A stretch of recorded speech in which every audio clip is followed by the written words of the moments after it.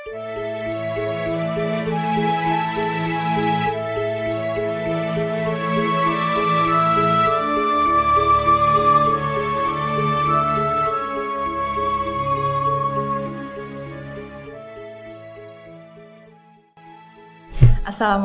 warahmatullahi wabarakatuh. Salam rahayu. Pemirsa Wisata Nusantara, gimana kabarnya? Semoga dalam kondisi sehat selalu dan selalu bahagia. Nah, hari ini alhamdulillah kami berkesempatan untuk bisa ngobrol-ngobrol dengan keluarga dari almarhum Pak Bendot. Nah, kita kenalan dulu dengan beliau. Beliau ini adalah putri dari Pak Bendot. Nah, selamat malam Ibu. Malam Mbak. Dengan Ibu siapa? Saya nama asli Nuryani, dipanggilnya Ibu Wijaya Kusuma karena suami namanya Wijaya Kusuma. Kalau di sini nyari namanya Bu Nur nggak ada yang tahu. Ibu Wijaya.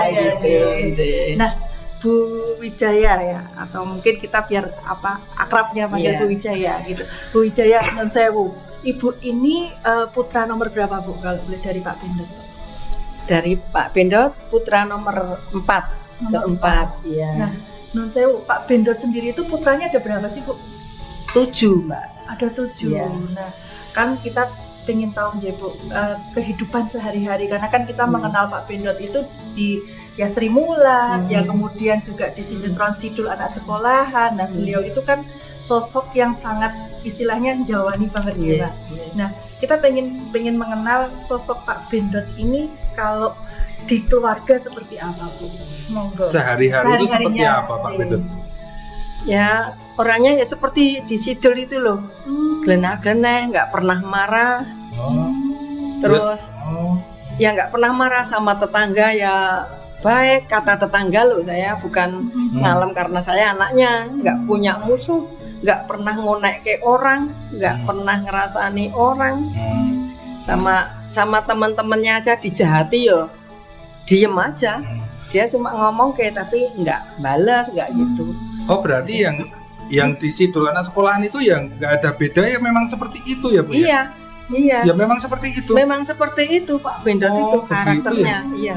Dulu kan pernah tahu Rana Karno juga ngomong mencari karakter yang sesuai dengan orang Jawa. Ya? Orang gitu ya, itu dari ya. Tadi ngambil bapak itu. Oh, berarti kalau misalnya karakternya sama persis seperti di sinetron Sidul ini, berarti kalau dengan putra-putra gitu, kalau pernah nggak Bu Nun Sewu marah gitu ke putra-putranya gitu? Nggak pernah. Nggak pernah. Anak nakal aja diketawain sama bapak, jadi ibunya sampai marah. Kon nyeneni nggak pernah, nggak bisa. Aku kira iso ya kayak gitu. Aku reson nesu. Mang ibu saya nak manggil kan Bendot, Bendot itu. Den, mbok anake diseneni to, Den? Piye le nyeneni, aku ki reso nyeneni. Gitu. Enggak pernah kalau kaya apa punya adik yang rada mbelinya di atas rata-rata. Nah, gitu suruh ngandani kok suruh nyeneni enggak bisa dia. Diwedeni pripun malah medeni beneran gini. Jadi ibu saya gudruk-gudruk mangkel-mangkel gitu. Jadi emang enggak pernah marah. Terus kalau marah itu diem. Jadi kalau diem mesti berarti marah, mangkal tenang. Mangkal, ya. Dari anak harus tahu sendiri. Oh, ini bapak agak rada dikarpe gitu. Bu, kalau Pak Bendot itu makanan sehari-hari itu kesukaan Pak Bendot itu apa Bu? Selama di Jakarta katanya itu, saya juga nggak ngadepi ya. Itu keju sama emping. Keju sama emping. Sama lawe ngerokok. Satu sendok, Rano Karno sampai gumun banget. Satu sendok itu kebule pisang. Oh begitu. Gitu. Pada gumun semua teman-teman. Kalau makan tuh sambil ngerokok. Oh gitu. Jadi kebule sekarang gue lawuh istilahnya. Kalau di rumah apa aja mau asal ora pedes. Oh gitu ya. Bu, Nun Sewu, tadi kan Bapak kan, nah kan kalau waktu sibuk dengan kegiatan Sri Mulat, kemudian sinetron Sidul, itu berapa kali Bu pulang ke Jogja? Kan dalamnya di Jogja tuh Pak, rumahnya Pak Bendot di Jogja tuh. Oh enggak mesti Mbak, lama 5 bulan sekali, 4 bulan sekali, di rumah 1 minggu sudah syuting lagi gitu. Sibuk banget ya Pak? Iya, kan sebelum Sidul itu Bapak sebenarnya sudah jadi artis ketika saya masih SD. Filmnya banyak sekali tapi kan nggak terkenal ya, bapaknya belum rezekinya terkenal, tapi banyak banget itu dari si Inem itu bapak ada ketok terus tapi enggak, bapaknya belum dapat wahyu apa yang ngono ya. Iya. Nah, Bu, kalau Pak Bendot itu gabung Sri Mulat tuh tahun berapa sih? Bu Wijaya mungkin tahu.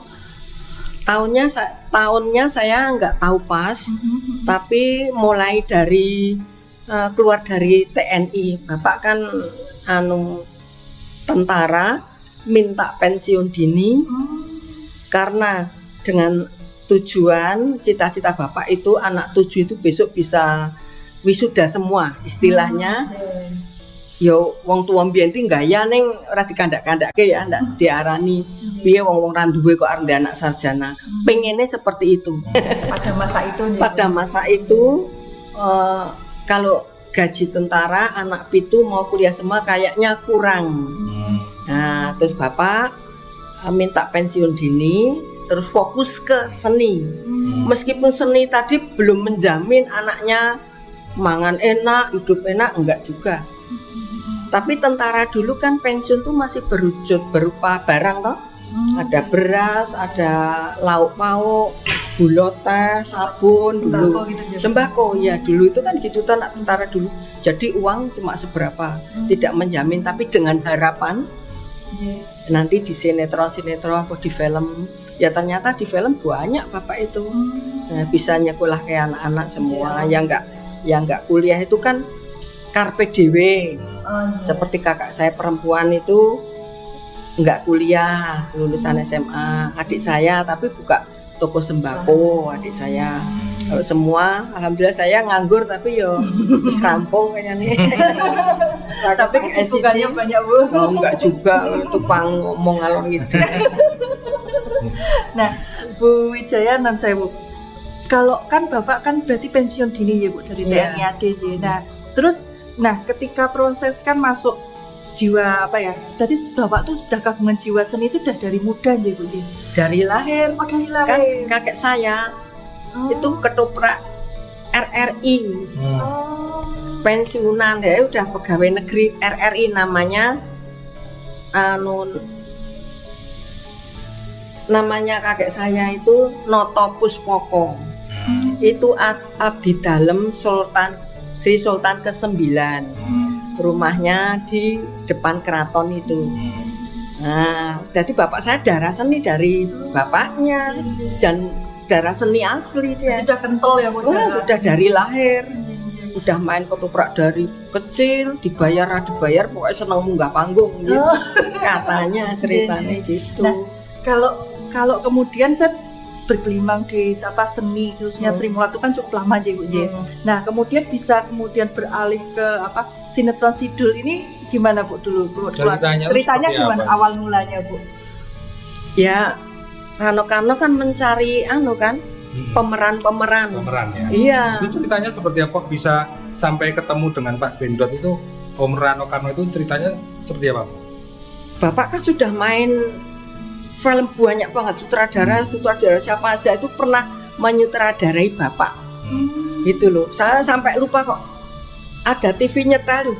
Anak saya, "Mama, kakong ki," gitu. Film banyak sekali dan masih awaknya itu badannya masih kecil itu. Jadi tentara masih agak muda itu udah main film, Mas. Mungkin karena dari itu. Dari itu terus ya, nyari Pak Bendot itu ya, Bu. Saya ceritanya nggak tahu, tapi kemungkinan kan karena bapak itu nggak terkenal di masyarakat, tapi di sutradara mungkin udah tahu gitu loh, ada pemeran yang pas untuk Sidul itu. Mungkin seperti itu. Saya nggak pernah tahu. Bu, kalau Pak Bendot itu dulu pernah cerita sama Ibu nggak? Itu kesan waktu syuting di Sidul itu seperti apa gitu, Bu? Kesannya itu seperti apa? Pernah cerita sama Ibu nggak, Bu, dulu? Nggak pernah cerita yang spesifik gitu. Cuma dari segi itu bapak terus mencuat. Itu gara-gara main sinetron Sidul itu nama bapak terus ketahuan istilahnya. Padahal film sebelum Sidul banyak sekali, Mbak, sebenarnya. Dari Inem Pelayan Seksi, inem kan ada 3. Iya. 1, 2, 3 inem Iya. seksi, inem apa gitu sampai tadi juragan toh. Itu bapak ada semua. Belum apa tuh ya itu saya numpak motor ngantar kecemplung kali barang itu sama Tarsan. Enggak bisa naik motor 2 minggu kudu iso numpak perannya. Oh, perannya dapat yang naik Iya, motor mendadak iso motor. Bar itu serai iso menang. Jadi paksa pas syuting itu tok aja. Kalau mungkin gini Bu, mungkin ada nggak Bu kalau misalnya cucu nih ya, cucu terkait cucu tiba-tiba pengen jadi seniman kayak Pak Bendot itu, pernah ada yang apa celotehan kayak Pak Bendot gitu, ada juga nggak Bu? Kayaknya nggak ada ya. Nggak ada nih. Nggak ada. Ya cuma udah pinter ngeband gitar gitu. Jadi nggak ke lawak gitu, nggak gitu. Nah, tapi kalau ini Bu, pasca setelah waktu seto nih Pak Bendot itu bahkan ada tidak Bu non sewu yang dari pihak mungkin seniman-seniman di Jogja itu masih sering rawuh datang kayak gitu, ziarah kayak gitu, masih banyak mboten Bu? Kalau ziarah saya ya kurang tahu, mestinya langsung ya toh. Tapi kalau mampir ke rumah nggak ada kan? Yang nunggu rumah adik toh. Oh, Bapak nggak ada, ibu nggak ada. Terus bapak hidupnya kan di Jakarta. Jadi kalau mau mampir ke mau ketemu siapa? Mungkin seperti itu. karena Bapak lebih banyak hidup di Jakarta. Jakarta iya, yang tadi pulang sebentar itu juga ya. Kalau pulang itu kan rumahnya bapak saya pinggir jalan besar.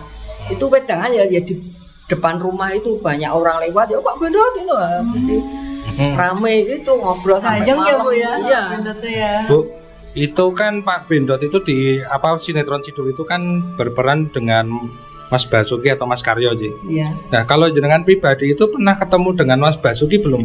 Belum pernah. Belum pernah ya? Belum pernah. Kalau dengan Mas Rano Karno juga belum pernah ketemu. Pernah karena Nah, anak ceritanya saya seperti apa, Bu? dulu syuting Gita Cinta Oh, kita ya. di Kota Gede. Saya pengen waktu itu saya belum dimarahi bapak saya. Maksudnya bapak saya belum ngasih tahu kalau saya boleh mungkin anakku oleh gitu ya. Itu saya daftarkan anak saya yang cowok itu tak lebokke, mungkin siapa tahu dulu masih kuliah tak masuk ke Rano Karno. Nah, jadi saya ketemu sendiri di Kota Gede gitu. Ya minta ya bisa ikut berapa hari gitu. Di Jogja cuma sebentar kan. Di SMA mana itu, SMA deket sepak bola itu loh, Ridosono. SMA mana itu Lord Ridosono itu loh. Ya, itu pernah syuting di sana. Bu, tapi waktu dulu Pak Bendot sering syuting di Jakarta itu mungkin ada putranya atau cucunya diajak ikut ini nggak Bu? Ikut ke Jakarta gitu nggak Bu? Nonton Ya Pak saya, Bendot? saya Oh, waktu, ibu sendiri. waktu SMA ya saya syuting itu kadang-kadang nusul. Tapi Jakarta sekarang sama dulu kan beda. Jadi saya lupa syuting di mana-mana. Syuting di Jogja aja harusnya bapak itu tidur di hotel Malioboro. Dia pulang tidur di rumah. Tapi Rano Karno janji. Tapi jam 6 tit harus sampai lokasi. Jadi setengah 6 atau jam 5 itu adik saya sudah nganter bapak di lokasi. Lokasinya di mana gitu. Boleh tidur di mana saja asal tepat waktu. Rano Karno itu orangnya itu on time banget Mas. Dia marah betul kalau iya, meskipun belum mulai harus sudah standby di situ. Nah itu bapak orangnya mantan tentara ya. Iya, disiplinnya disiplin disiplin banget ya. Iya. Jadi Bapak nggak ada masalah Daripada nggak ada masalah, cuma gaya anak ngeterke. Berarti dulu waktu ada sinetron Sidul itu kalau ibu sendiri juga sering nonton sekeluarga gitu, Bu? Ikutin Bapak. Ikut nonton Nonton di TV gitu. Iya. Enggak, anak saya kan semebar. Oh, Ya ini anak saya di sini, di sana, di sini gitu. Oh. Kalau pas itu, mah bapakmu. nonton mau Cucu enggak? saya ngelek, Uti, bapakmu ini Uti. Yuk saya pakai telepon. Yuk, kapan? Sekarang tuh. Oh iya, ya makasih. Ya, gitu kan. Cucu saya di sini kelas 5 SD.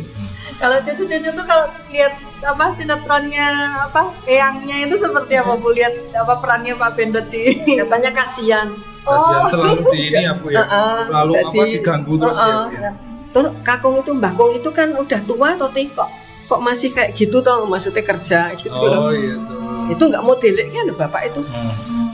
Habis operasi prostat itu udah mau ke Jakarta kan tiba pulang. Saya yang nunggu. Saya nunggu di sana itu 17 hari loh mas, operasi prostat. Dia minta anaknya mantune kan banyak ya, anaknya pitu, mantune ya pitu. Tapi yang dipilih saya. Anak saya Mas Bayi tadi manggil saya kan adik. Lah Pak Bendot manggil saya juga adik. Aku gelem dioperasi nak ditunggu adik. Nah, saya nunggu di sana 17 hari, Mbak. Sembuh di Jakarta berapa hari, suruh ngajak pulang ke Jogja sama kakak saya. Nang Jogja belum sampai 1 bulan minta ke Jakarta lagi. Kakak saya sampai marah. Wes to Pak, deleke golek duit. Deleke kerja. Wes nang omah wae. Gitu loh, wong pensiun juga ada toh. Lumayan dia membantu lek nang dua kan lumayan anggure wong ijen isih turah gitu. Tapi Pak saya selama bapak ki sesuk ngadeg nang panggung aja dielikke. Gitu. Karena memang darahnya itu Iya, orang dibayar ora apa-apa kok dia. Iya, prinsipnya seperti itu. Karena Punya bayar habis ada supitan dia dibagi-bagi bisa tanya masyarakat di Jakarta di kampung Makassar. Saya belum pernah ke sana. Di kampung Makassar itu seluruh orang sudah pernah duduk ke magic jar, mbok kathok jin, mbok kulkas. Anak sekolah itu setiap hari koyong kayak putune. Setiap hari anak sekolah itu sangoni semua. Boleh juga mau untuk 10.000 apa saya kataku nggak tahu. Nggak pernah dikirim ke maaf ora sombong ya, anak cucu kan sudah nggak butuh ya, maksudnya sudah pas, Sudah mapan semua ya. udah cukup wis pas. Nah, jadi hasilnya bapak itu bagi-bagi orang. Bisa tanya kalau mau ke kampung Makassar, gimana bapak orangnya Pak Bendot seperti Bapak apa? itu juga termasuk sosok yang suka menolong orang gitu. Oh iya, nggak menolong Mbak. Kalau diminta ngasih, dia ngasih gitu. Nak nolongnya kayak seperti apa ya, wong dia nggak pernah keluar, cuma di rumah di kamar terus gitu loh. Orang lewat, tapi orang-orang juga ngasih. Pagi udah ada kopi berapa yang ngasih itu. Ada pisang goreng, ada telur goreng itu setiap pagi katanya. Jadi orang-orang itu podo ngertene gitu. Ki anu bapak nyangoni putune, anake dia juga ngasih cemilan bapak itu setiap hari. Pakaian dicucikan juga katanya sama orang-orang kampung itu. Saya tahu karena saya nunggu di sana 17 hari. Banyak yang tilik. Nah, itu ibu-ibu tua-tua itu udah seneng banget ketemu saya itu. Maaf saya sering dikasih uang. Oh, dikasih kok maaf batinnya. Gitu. Berarti Pak Bendot ini memang ya Bu, sosok kalau di masyarakat tuh istilahnya bahasanya sekarang itu kayak humble gitu ya Bu ya. Iya. Bisa sangat melebur di masyarakat. Enggak pandang bulu. Bu, ada ini nggak Bu? Ada apa satu cerita yang lucu nggak waktu Ibu sama Pak Bendot, entah itu apa gitu? Pak Bendot itu orangnya sering ngelucu gitu. Ada kejadian lucu nggak? Banyak setiap saat sebenarnya. Contohnya seperti apa? Terus memang kalau ngobrol itu paling cocok sama saya. Guyonan ya Bu? Iya, paling cocok. Ya semua anak itu cocok semua. Kan laki-laki semua anak. Kakak saya laki-laki. 3 laki-laki, cewek 1, adik 2 laki-laki. Jadi ceweknya cuma 2. Itu semua akrab, semua kumpul kalau pas bapak pulang.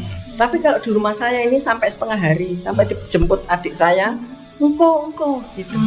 Paling cocok sama saya, sama anak-anak saya itu seneng banget.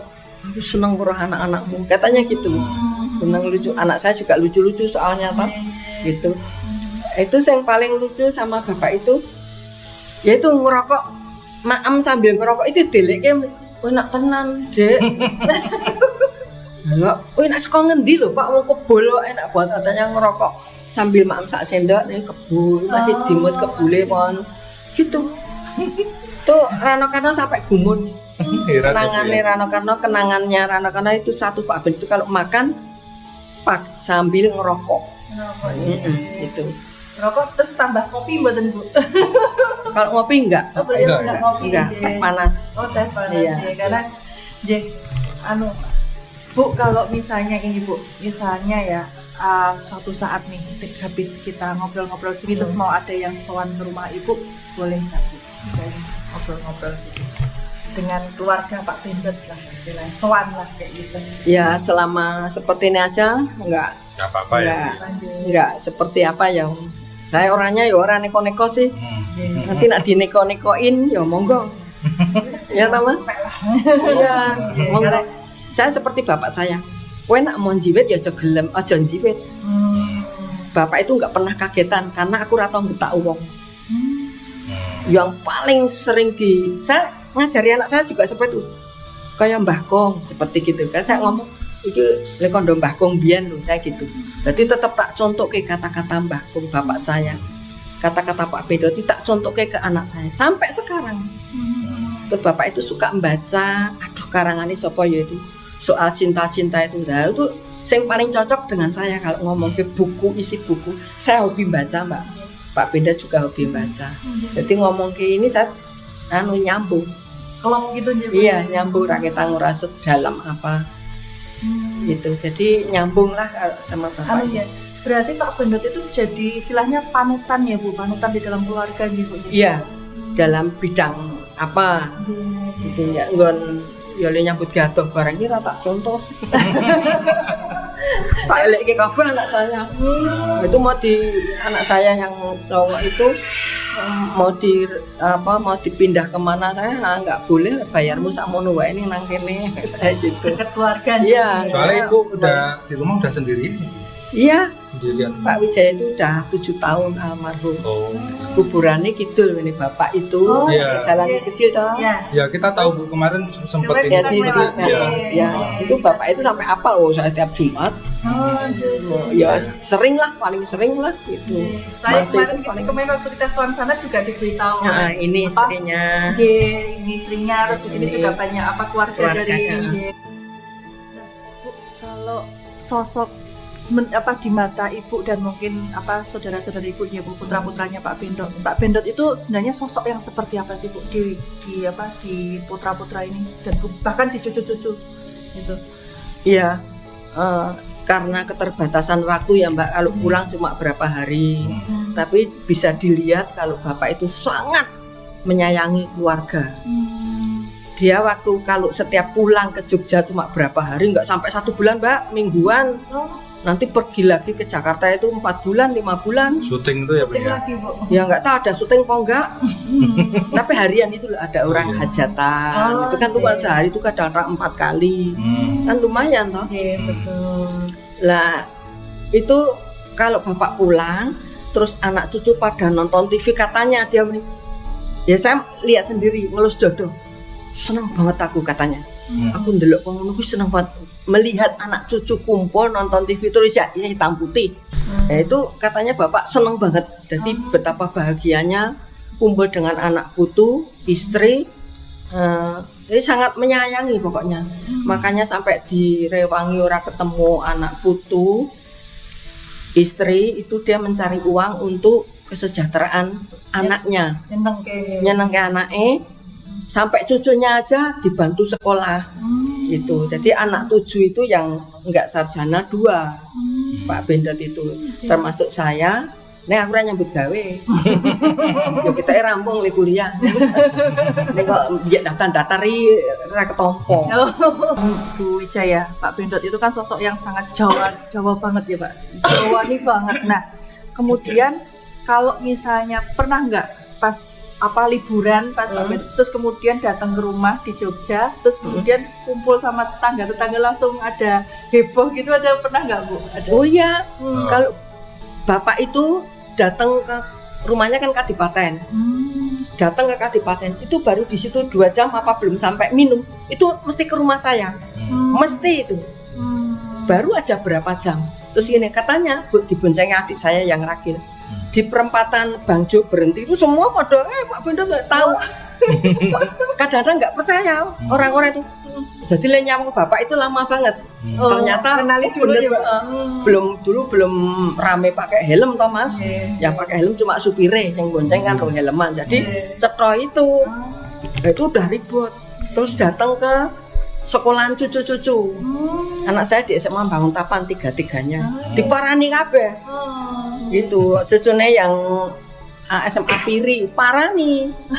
Semua Rame, diparani. Iya, satu kelas. Wah, rame bubar nang kelas. Wah, wong jam pelajaran kok diparani artis ya. Iya. Bu, kalau bicara soal ini ya, saya tentang jiwa seni, J. Nah, dari Pak Bendot ini kan sangat kental dengan jiwa seninya, J. Nah, itu apakah jiwa seninya itu juga menurun di putranya atau bahkan cucunya, Bu? Sebenarnya ada, tapi nggak boleh sama bapak. Jadi orang Jawa mbiyen itu cita-citanya anakku sekolah ora pegawai negeri. Nang negara, nyambut gawe nang negara. Itu istilahnya pemerintah. Jadi pegawai negeri gitu loh. Nah, biar gue kan mantep banget orang dulu. Dia anak pegawai negeri itu mantep banget. Cita-cita itu ya, Bu. Cita-citanya itu anak siswa nyambut gawe nang pemerintah linggarane itu pegawai negeri. Jadi nggak boleh ada yang nurun seperti bapak. Nah, kok seni nggak ada. Sebenarnya ada. Saya yang sudah almarhum itu cowok. Terus kalau saya boleh, itu mungkin saya. Oh, itu Bu. Di pelawak loh. Oh, malah ibu sendiri yang minat ya, Bu ya? Enggak juga. Ya seneng aja. Enggak, Seneng. kenapa saya setiap datang kok baru datang aja orang wis guyu kemelet iki ngapa tuh? Burung-burung gitu loh, Mas. Saya baru benake tangan guyu saya gitu. Jadi Berarti ibu pernah mentas, Bu? pernah waktu Pernah SMP, mentas? ya. Oh. Waktu SMP dengan saya dengan bangga cerita sama bapak ngandani, oh rasa saya nyambut di kono bapak wae itu manut banget. Anak semua itu karena bapak nggak pernah marah. Jadi dikandani posisi itu deling-eling anak-anak semua itu. Kakak saya, adik saya yang paling beling aja, bapak omong manut. Karena nggak pernah marah loh, Mbak. Jadi nggak ada yang berani Nggak ada. membantah. Yang bantah sidik itu nih ternyata diberi alasan yang tepat. Nah, nggak ada yang. Nggak ada yang berani ngalamin lagi. Ada anak saya yang cowok tadi kan nurun seni nggak mesti di seni ngelawak ya, Mbak. Iya, betul. Nah, itu dulu di modeling. Karena badannya kan tinggi, Iya. besar. Dulu nggak besar nih. Terus adik saya nggak boleh ya nggak ngelawak. Adik saya mah udah sampai ke Wonosari, guru SMP. Cerita sama bapak nggak boleh ya, lereng. Terus langsung nggak pernah dijak itu nggak pernah. Terus waktu Pak Bendot itu meninggal, dengar-dengar Mas Rano Karno itu juga turut hadir ya, Bu ya? Enggak, tapi berikan kijing. Oh, memberikan kijing. Jadi perwakilan. Oh, Banyak artis-artis dari Jakarta ke sini, artis Jogja semua. Itu yang Seperti datang Yati itu Present. kalau seingat ibu itu ada siapa aja, Bu?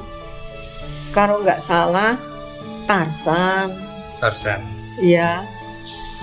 Siapa lagi ya? Lupa ya tahun 2001. Tapi kalau dari grupnya Sidul Om Rano itu nggak ada yang datang, Kayaknya nggak ada.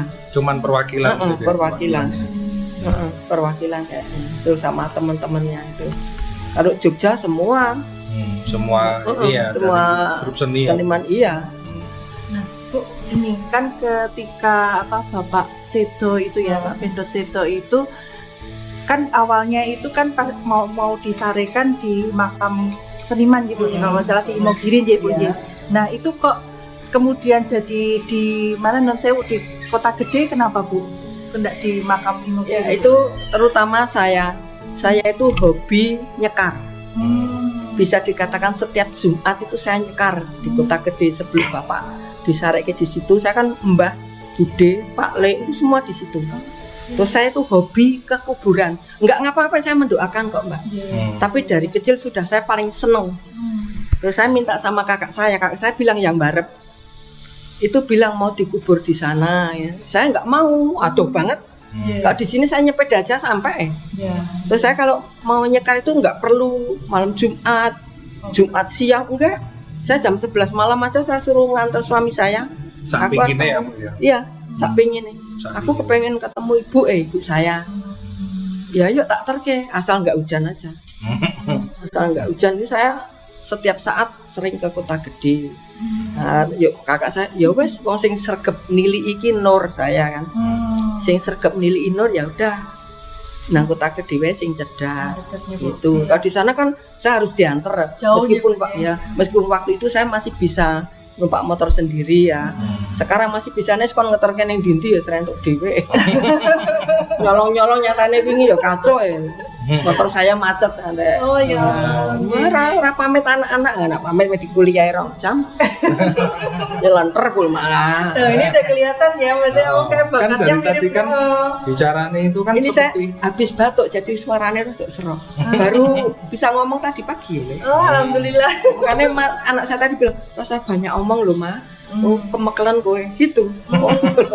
Tapi kalau saya ngelihat karakter dari Bu Wijaya sendiri memang persis kayak Pak Bendot sih, Bu.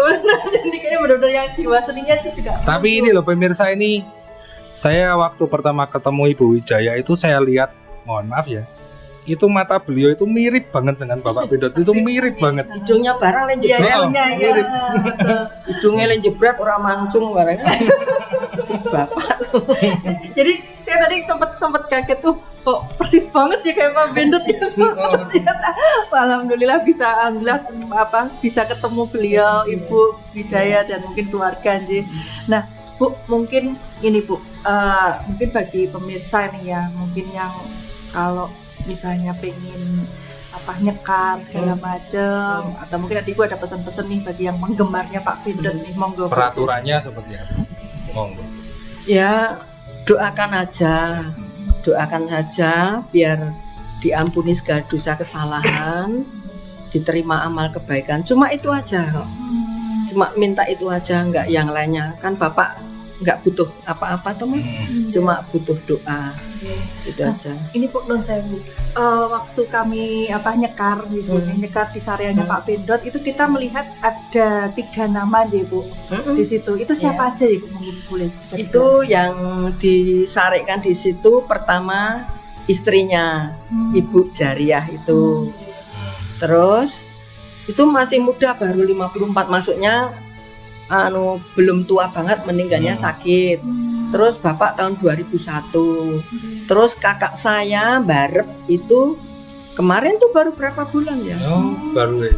Berapa bulan? 2 bulanan kalau nggak salah. Dengar-dengar itu ditumpuk di situ ya, ada 3 jenazah ya Bu ya. Iya, itu permintaan Bapak dulu sama istrinya minta jadiin satu. Terus kalau kakak saya, adik-adik semua minta ya dadeki siji kaya ibu biyen gitu.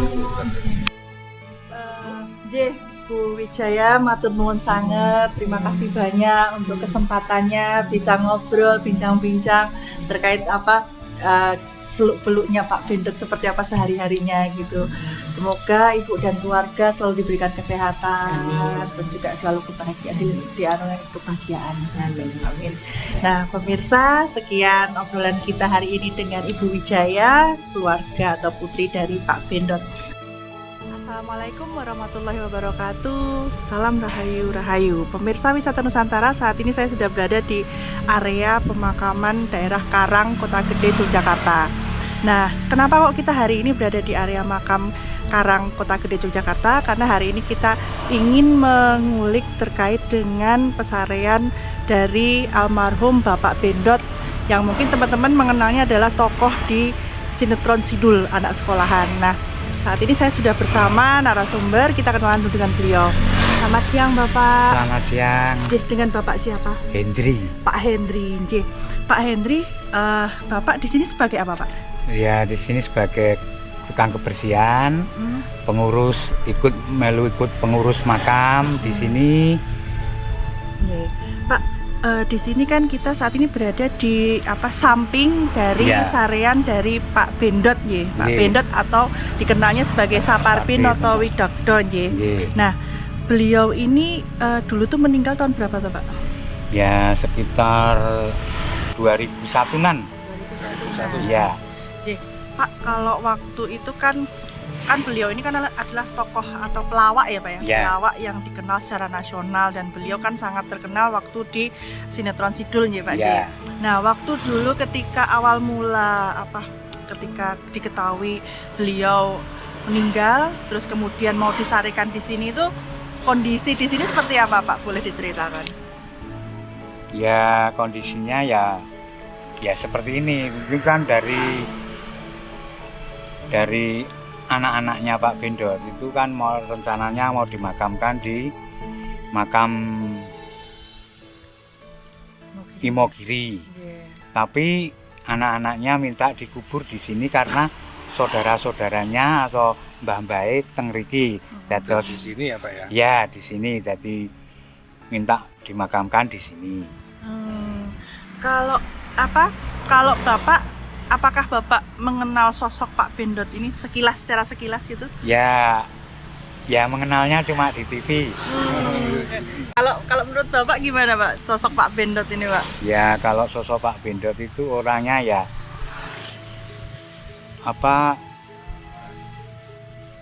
Kami gitu.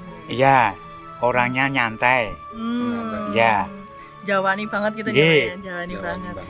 Nah, Pak, kalau waktu itu ya, waktu kan ini meninggal kalau di ini tahun 2001. Ya Waktu sedo itu apakah banyak pelayat yang datang ke sini, Pak? buat banyak sekali. Mas Endro Oh, Mas Indro.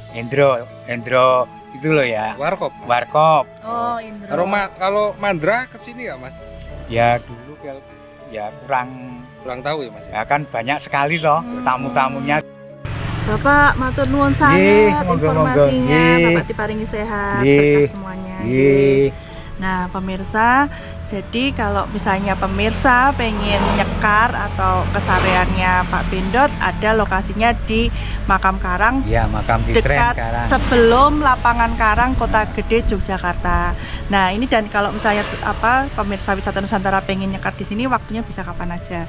Nanti bisa mungkin ketemu sama Pak Henry atau Ya. dengan rekan Pak Henry Ya. itu juga yang ada di sini.